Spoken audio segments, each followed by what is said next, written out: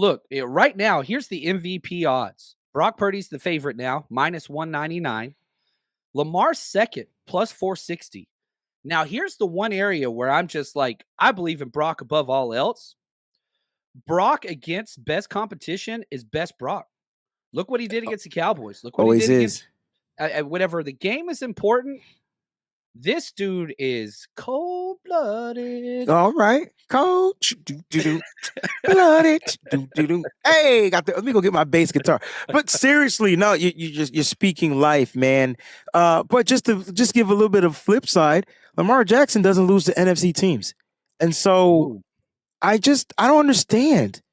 Like, I don't understand. I go back to 2019, and I know they're two different teams, but the way they ran Lamar Jackson, the way Lamar Jackson ran in that game, there was a Greg Roman offense, was a little different. It was a lot of RPO, a lot of one read. It was more Colin Kaepernick-esque in that particular game. It was just like, here, nope, take off and run, opposed to like really reading what was out there. But he looks a little different this year, but he still has the ability to do that. Now, the Niners have been doing really well against mobile quarterbacks.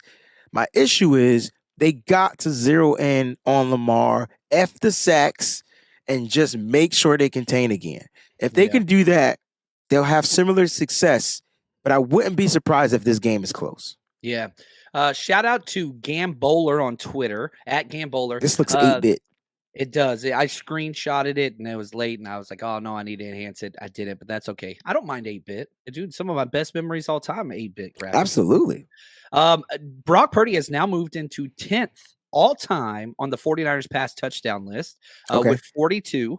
He's done it in 23 games. Brock Purdy's played in 23 games. And he's number 10. Well, guess what? He's about to move to number 1 in passing yards of all time. I'm just, as a 49er. Isn't that crazy? So now if we look at he's 205 yards away from passing for 4,000 yards this season, which has not been done since the year 2000. And number 5, Jeff Garcia. It's been 23 years since we've had a quarterback throw for 4,000 yards. And I feel like this has been the year of first. We had CMC, the first 1,000-yard rusher since Frank Gore did it way back in the day. Brandon Ayuk, first 1,000-yard back-to-back receiving yards from a wide receiver since way back in the day. Like, this is just a year of, I don't know, overlap, renewed nostalgia, golden era, whatever you want to call it. Like, I call it just them being trendsetters, right? It's a whole different era, whole different type of ball game. Rules are different. The game is different. It's back to the quarterback, being a quarterback throwing league. And when you look at what Brock is doing, I remember arguing with somebody at the beginning of the year that telling me Brock ain't going to throw for over 4,000. Wayne, you don't argue with people. What are you talking about? Yeah, I do. What do you mean? He's not there yet. He's only 200 yards away, but this dude needs 480 something yards to break the record. And there's 3 games left. That's 161 yards per game. If you tell me Brock is going to throw less than 100, now this week might be a little different. I ain't going front. Like, they might throw less, run ball more. They got to play one of the top. John, did you know that you got the top 2 defenses playing this week? Number 1, number 2, man. Yeah, I understand Lamar Jackson gets a lot of the, and rightfully so. He's one of the most electrifying players in the history of the NFL. He's incredible. But the thing that separates the Ravens from other teams, it's defense. Their defense is great. Now, this is a clip I wanted to play just from Kyle Shanahan when he was asked about Brock Purdy. That he can see the whole field. There's nothing that he can't do. He has a poise out there. You can see it. He can react. When he doesn't have the time for stuff, he reacts and finds a way to get it to just a check down, try not to take a sack, or he creates and can get something off schedule. He's had great command of our offense and just running it, but also the amount of plays he makes throughout these 2 years has been as many plays of any quarterback I've ever been around on how much he does. So he's been a stud.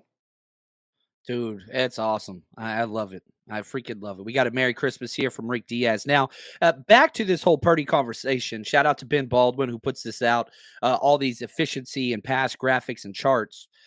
This is the EPA per play, passes, rush attempts, penalties, everything. So every single play offensively, and it's measured against pass blocking grades from PFF.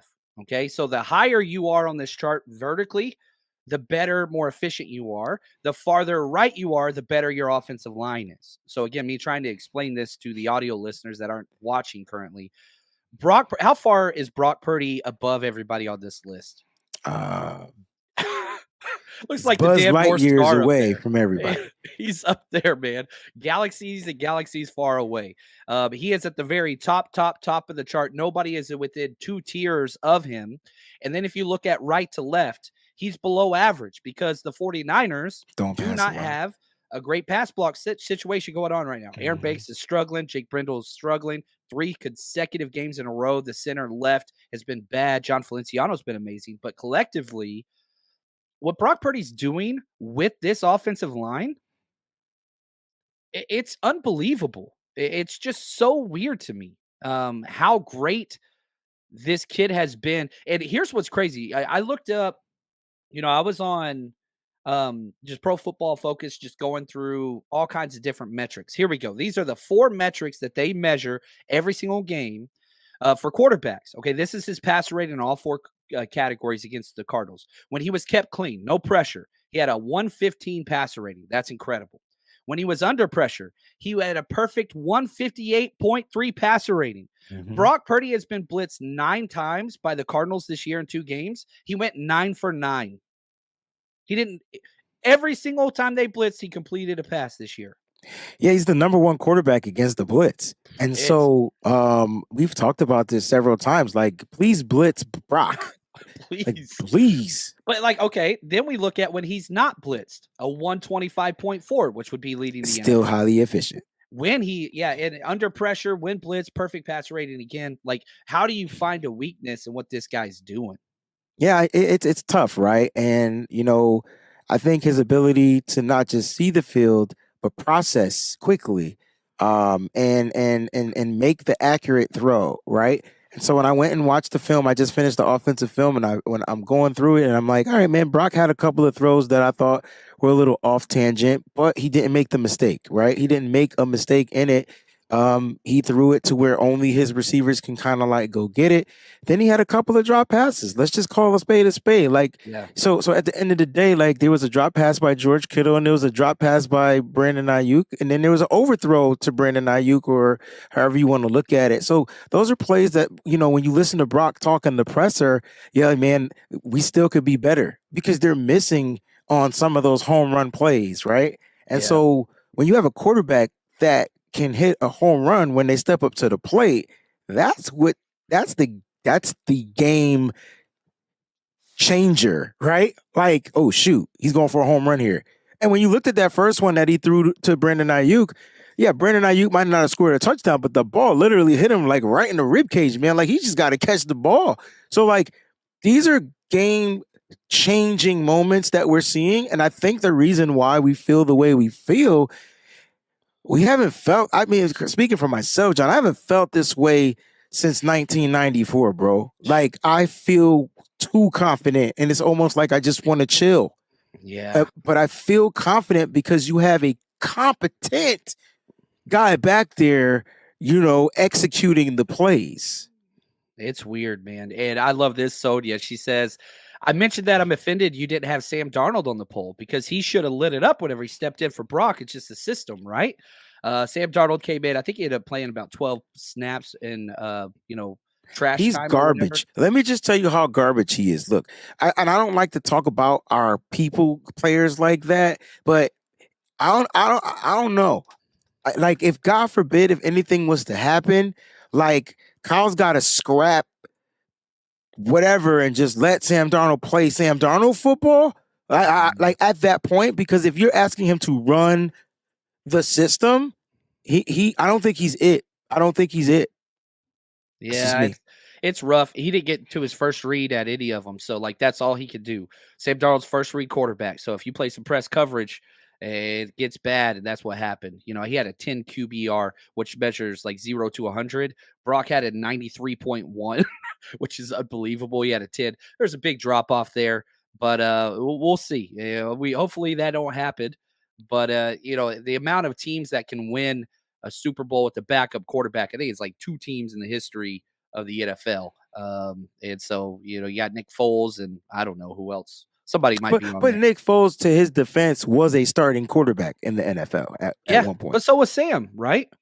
Right. So I think that's why they went with Sam, period, because he's had starting experience. You know what I'm saying? So yeah, you go with the guy with the experience. That's a dope Blitz shirt too, by the way. He knew. He says, John, are you wearing the NFL Blitz Brock t-shirt? I sure as hell is. I know that's not correct grammar, but I felt it whenever I said it. So it's what it is. Now, back to MVP talk.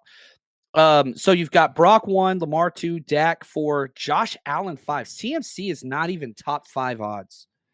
And I understand that everybody, like, it's just not happening. No matter how good he is, 20 touchdowns, he's got a 2,000 plus yards. It's a quarterback only award. Tyreek's not even top 8. So you look at offensive player of the year for the first time in several months. Tyreek's been banged up, injured, whatever else. CMC has overtaken for offensive player of the year. He's at minus 165. Tyreek's at plus 106.